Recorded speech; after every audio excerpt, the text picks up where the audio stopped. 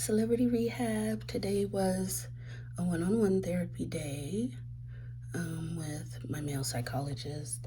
He's funny. I like him because he cuss a lot and he's funny like that. I like it when my therapist says plural cuss. I love a cussing therapist. Um, but yeah, we started the session just talking about how I've been feeling this past week, and I was telling him how I've been feeling insane. These past couple of days, I've been feeling a lot of anger. Anger has been coming up, and I'll be working out. I tried to journal, do puzzles, call friends. And most importantly, I'm trying to be nice to myself because I misplaced my glasses. Somewhere in this room, I've still not found them. And in the past, when I would misplace my glasses, oh, the verbal lashings I would give myself. But this time, I have been making an effort to be kind to myself. Even though everything felt like it was going wrong, I misplaced my glasses, I lost my fucking bus pass, found out on the same day I went to the gym yesterday and my waist bead snapped. I was not having a good time. And then I realized I've been forgetting to take my one of my pills that's supposed to help with my mood, one of my SSRIs.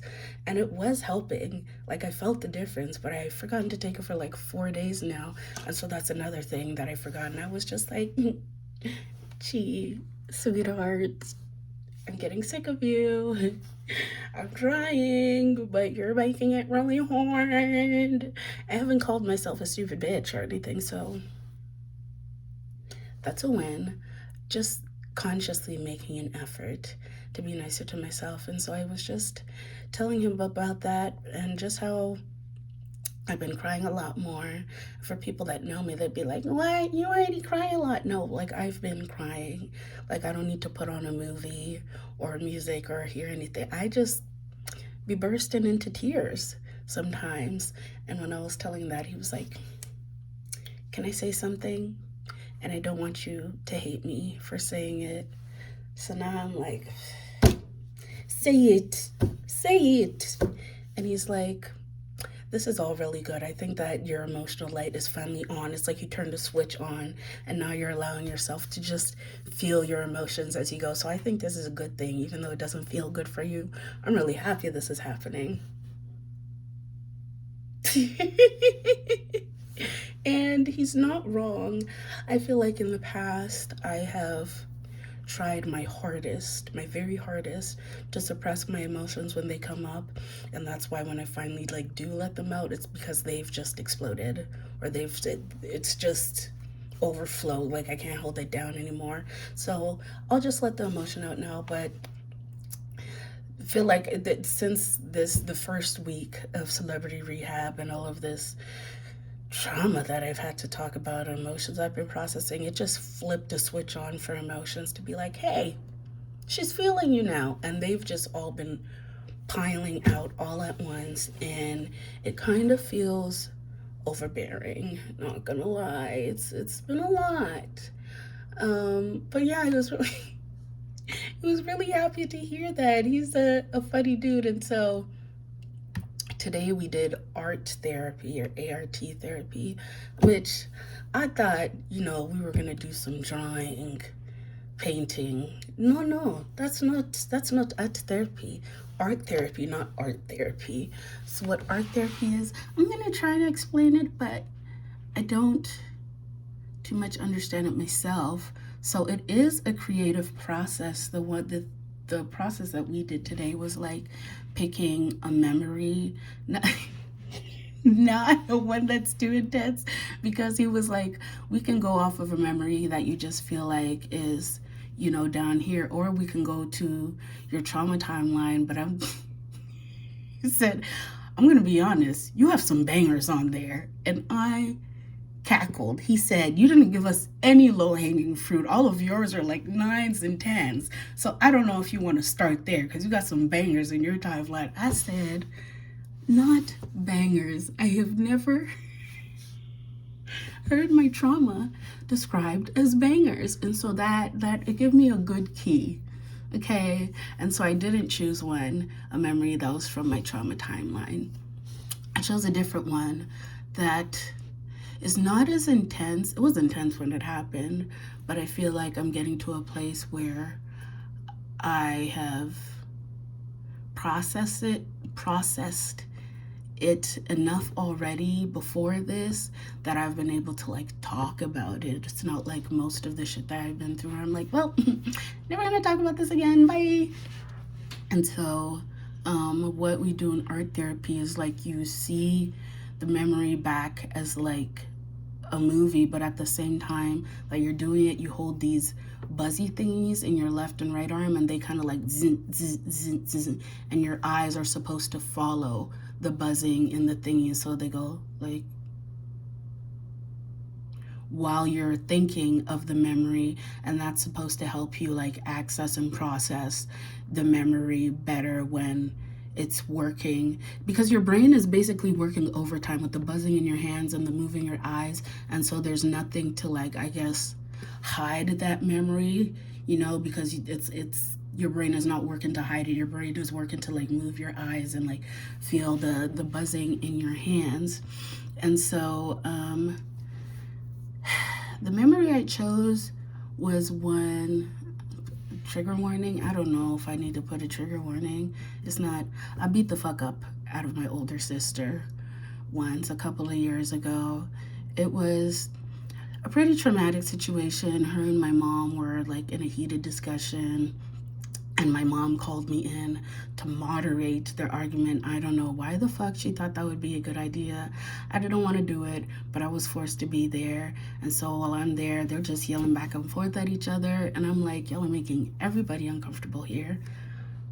You guys need to talk about this so we're not all walking on eggshells. I wanted to stand in front of the door. My older sister was like, I actually didn't want to do this. I don't want to be here. And I stood in front of the door and I was like, no, you're actually not going to go anywhere until you talk about this, because everybody in this house is fucking uncomfortable. And it was over Christmas break too. And so she like started, bucking at me and pushing me. And I was like, don't do that. I'm warning you. And then she touched me, and I like, people say, I saw red. I blacked out, and I just like I literally had her by the hair and was giving her these repeatedly in her face, to the point where her like nose was gushing blood. My mom just sat there and watched the entire thing. She didn't try to stop us. She literally instigated this fight because she knows how I feel about my older sister.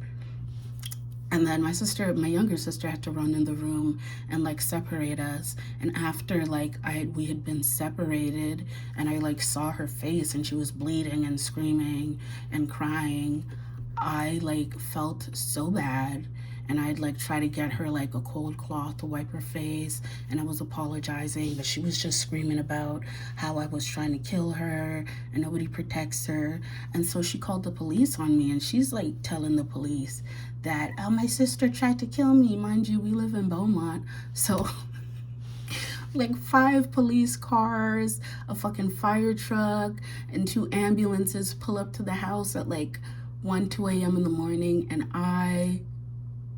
I'm like panicking at this point. I'm like, oh my God, they're gonna arrest me because she's yelling that I tried to kill her. And so I had to talk to these police officers and explain to them the situation. And I'm like, let me go get my mom so she could tell you what happened. I go up to get my mom. She locked the door to her room. I'm like, you have to talk to the police so they know that I'm not trying to kill her. She was like, this isn't my business. I don't have anything to do with this.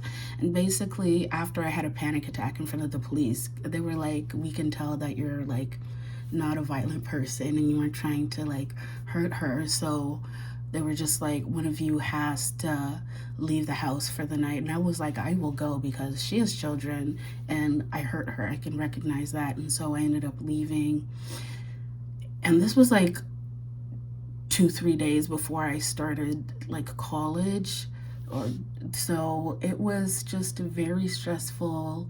And my best friend at the time, I was hoping that they can help me out, but they weren't able to. And so what I remember overwhelmingly feeling at that moment was like, I don't have anybody.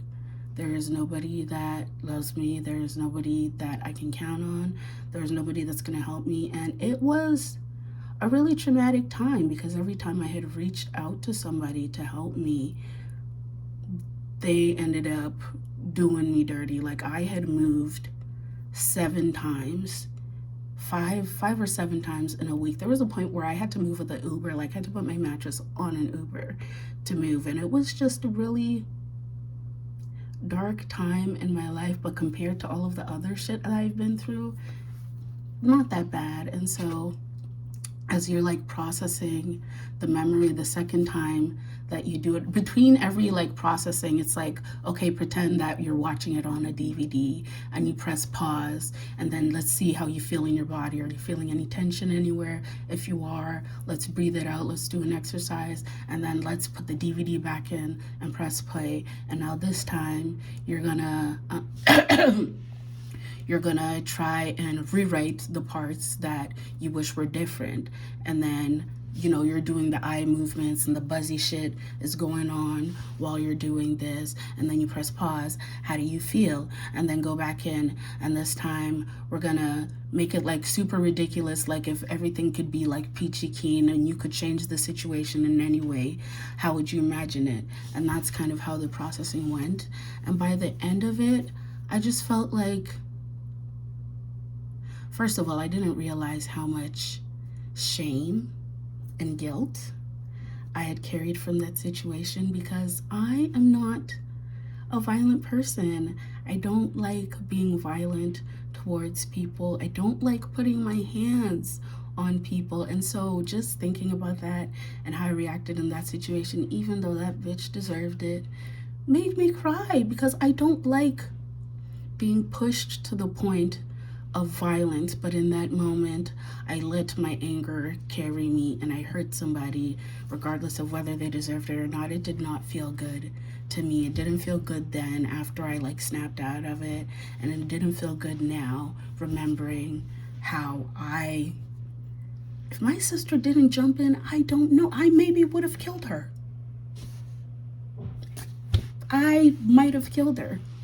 And so I was just able to like let go of a lot of that shame that I felt and guilt that I felt for that situation. And even though you can't rewrite the past, I was able to see it in a different light. And now I just feel like I can actually talk about it. And there's still some things that went on that I do want to discuss with certain people that are involved in the situation. And I never thought that I would get to this point. So I'm just happy that I was able to get here. He offered me a get out of jail card for doing it today. We could have just done some skill building, but I was like, I'll do it. He said, if you use your get out of jail card now, you use it now. I said, fuck it.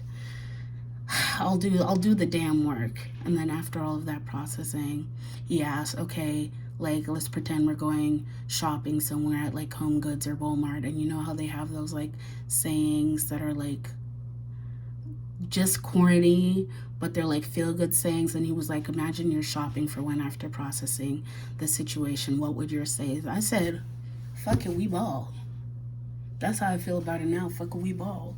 And it was tough. Not what I expected, but alas, we're here. And I am ready to like actually talk about it.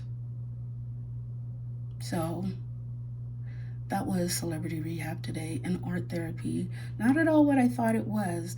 And it was like actually really hard having to like move your eyes back and forth and feel the buzzing in your hands and then breathing. There was points where I was forgetting to breathe. I felt like I was high, but it was definitely a new kind of therapy. But you know, I'm willing to try anything if it means I'll get better. So that was day 8 of Celebrity Rehab.